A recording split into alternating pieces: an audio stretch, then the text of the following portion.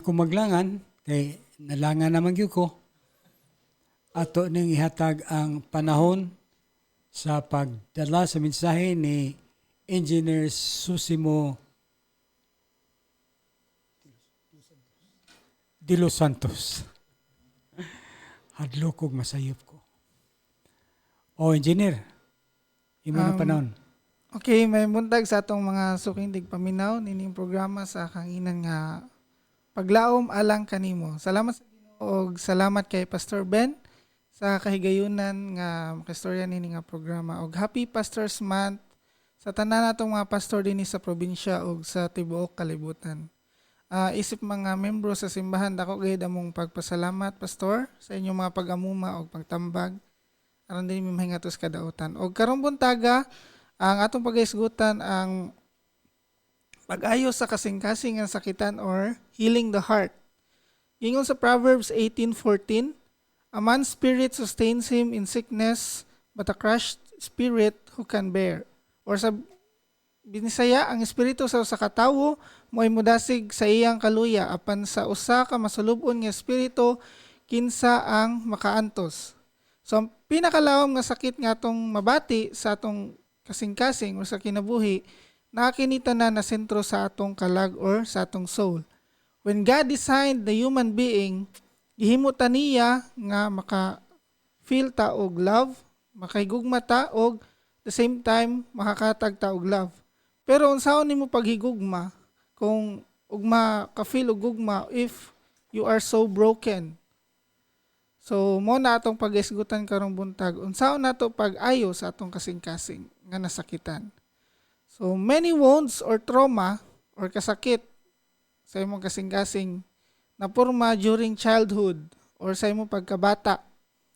Mahimong hinungdan niini is ang kulang sa family affection or wala kay ka ginatagad, kulang sa paghigugma or wala nimo nabati nga gigugma ka sa imong ginikanan o sa imong mga igsuon.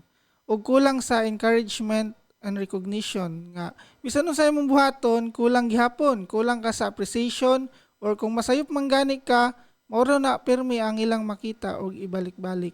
Ug mo ni nga makahatag og dako kayo nga gahong sa tong kasing-kasing no emptiness in our hearts as the years go by naara gihapon na mo na ang uban tawo usahay ilahang buhaton is tapakan ang buho sa imong kasing-kasing with secondary things.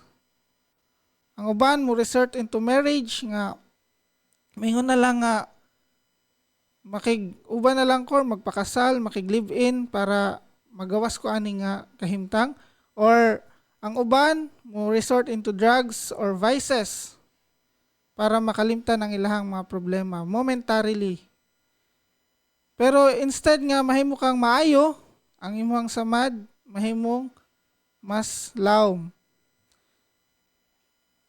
So the wounds of the spirit go further back than the memory and deeper than that. Mas mugrabe ang imuhang kasuko, pagdumot, o mga kasakit nimo. Ang gikinahanglan nato aron mahimot ang gawas ng nining tanan is inner healing, no? Sama sa samad nga sa tan-aw nimo uga na, maayo na, pero gimo siyang kutkuton napaday siya'y samad sa ilawom. So sa kinasuluran ang kinahanglan nato nga ayuhon. So karon mag-focus ta sa soul kay di ba ingon ko ganina naa sa atong soul ang kinalawman nga samad sa atong kasing-kasing. So ang soul natoy comprises the mind, the emotion and the will. So the wounds of the heart nga lawom kayo nga bisan pa man ang panahon dili makapapas. Even time cannot erase. So naay mga samad nga deeply rooted in the innermost part sa atong mga kasing-kasing nga makaingon ka nga wala na pero kung matrigger mo balik sa imuhang mga memory kay ang tawo kung mayo pa ang memory maka hinumdum gina siya sa mga iyang giagian. So when do wounds in the soul start? Magsugod na atong mga kasakit siguro sa bisan sa pagka-conceive pa lang sa imo, pagkahimo pa lang diha sa imong sabakan. you become an extension of your parents' characters.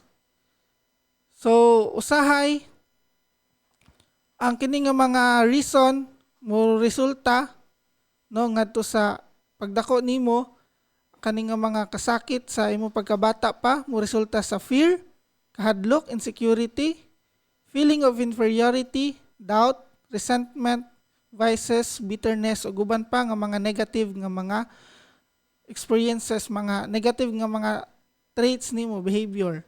So every experience we live through is stored in the brain. So naara gyud na sa tong hunahuna. Nasa to ang utok, no? Ma-store ang imong mga experiences, mapamaayo o mapadaotan. That is why when people are despised, rejected, abused, and mistreated during childhood, they turn all of those into thoughts of condemnation and defeat when they become adults. So, pagdako na, since wala man maayo ang trauma sa pagkabata pa lang, ang mga dagko no mo resort into condemnation. Ang uban mo na mo result sa suicide. So, ang pinaka-primary cause is rejection or the lack of acceptance. Wala ka dawata. So, kung wala ka makadawat o gugma, dili sad ka makahatag og gugma. Mahimo ra kang aggressive, violent, rebellious, depressed, sad, and bitter. So kita nga mga tawo gihimo ta para mahigugma o makahatag sa tao gugma. And one way of expressing our love is through affection. Emptiness is produced when one of our parents doesn't give ang mga bata doesn't give sa mga batang affection nga gikinahanglan. So mo na nga importante sa mga ginikanan nga maka-build ta or naatay communication sa atong mga anak, no? At the same time dapat strong ang bond sa mga ginikanan ug sa mga anak. Ug para sa mga anak nga naka-experience og mga trauma, childhood trauma, importante nga inyong ibutang sa inyong hunahuna nga ang Ginoo maoy maka hatag og complete restoration sa inyong mga kasing-kasing nga nasamaran. Ang samad sa kasing-kasing dili lang para sa manag-uyab, no? Or sa imong love life, but it also results from the family. So unsaon nimo nga makabaton ka og kaayuhan sa imong kasing-kasing? Una, imong ning hatag sa Ginoo, no? Imong i-identify ang possible cause of rejection. This is getting to the root of the matter. Imuhang pangitaon kung unsa gyud nakapasakit sa imuha, and then confront the past. Imong kumprontahon ang imuhang past, and then single out those people who hurt you. Imuhang i-identify kung kisa tong mga tao nakasakit kanimo. And did you know that someone has the worst experience than what you had? Sa imong tanan nga kasakit gikan sa pagkabata hangtod karon, naay usa ka tawo nga nabuhi diri sa kalibutan nga mas worse pa yan na experience sa imo. And that is Jesus. Jesus suffered rejection for you. Una, unsa iyang una nga rejection? He was rejected by Joseph. Sa Matthew 1:18-19, sa pagkasabot ni Jose nga burod si Maria, nagduha-duha siya pagminyo niini tungod kay naanay sulod ang iyang sabakan. So wala pa natawo si Jesus, gireject na siya ni Jose. Imagine, ikaduha nga pag-reject kang Jesus, si Herodes, no? Dili gusto ni Herodes nga matawo si Jesus. Ug sa pagkatawo niya, nagsugo siya nga ipapatay ang tanang mga bata katong panahon niya. So another rejection for Jesus. Ikatulo, sa Matthew 13:53-58, he was rejected by the Jews or katong mga kauban niya dito sa iyahang lugar. Mga silingan niya, mga isigkalungsod niya, wala mo tuo kaniya sa iyahang mga gibuhat nga mga milagro. Tungod kay kuno siya usa lamang kaanak sa panday. ug kauban nila ang iyang mga igsuon ug inahan ug amahan nga normal lang kuno nga tawo. Ikaupat nga rejection ni Jesus Christ naa sa Luke 22:54 ug 23:55. Gilimod siya ni Pedro. Ikapila, katulo, di ba? Usa ning titilawak ang manok, gilimod siya ni Pedro katulo. Ikalima, he was rejected by the one of the thieves crucified next to him, no?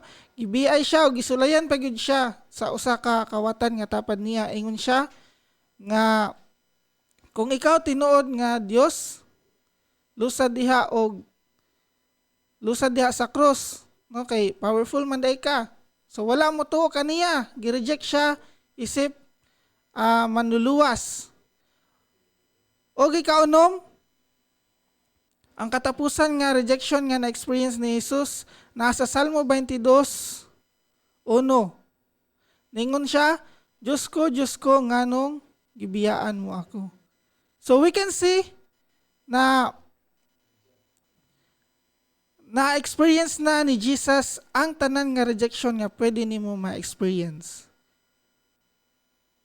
Throughout his life, na-experience na niya. And nga naman, na-experience na niya tungod kay gigugma ta niya. And your suffering, your rejection, iyan na nang gidala ngadto sa krus sa Kalbaryo. You see, our birth was no mistake because God planned it all. So ang imong pagkatawo, dili na aksidente. Giplano ka sa Ginoo long time ago. We can say that God is a paternal and maternal God. He can feel any emotional emptiness caused by the abandonment of our parents. Ato nang mabasa diha sa Salmo 22:10. No? For a true inner healing, kinahanglan nga imong dawaton si Ginoong Hesukristo, no? He wants to come and take place of your mother or your father, filling the empty spots they have left in your life. So imong dawaton ang Ginoong Hesukristo sa imong kasing-kasing aron nga makadawat ka og tinuod nga kaayuhan sa imong kasing-kasing. Ingon sa Salmo 22:10, kanimo nahimugso ako gikan sa taguangkan, ikaw mao ang akong Dios, suka di anak ako sa akong inahan.